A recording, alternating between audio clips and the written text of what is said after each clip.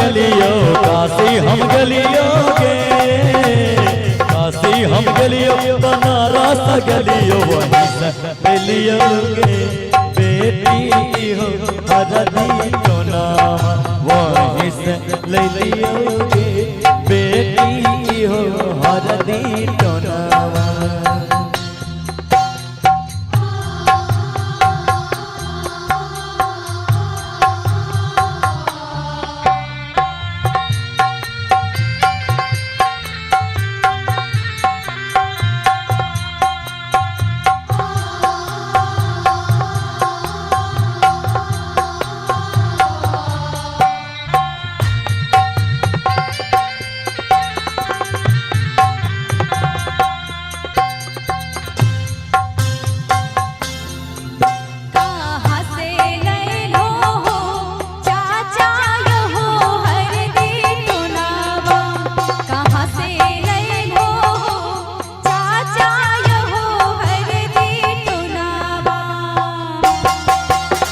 सहरसा हम गलियो मधेपुरा गलियो, सहरसा हम गलियो गे।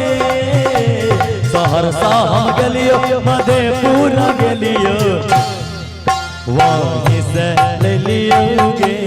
बेटी हो हरदी टोना वहीं से ले लियो गे। बेटी हो हरदी टोना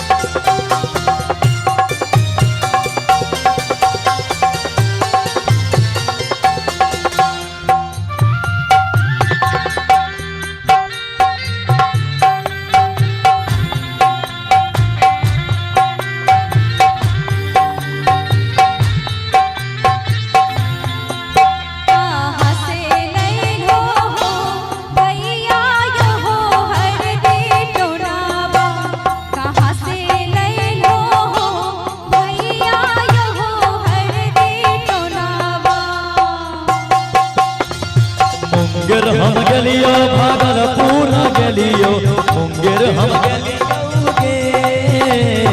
मुंगेर हम गलियो भागलपुर गलियो वहीं से गलियो गे।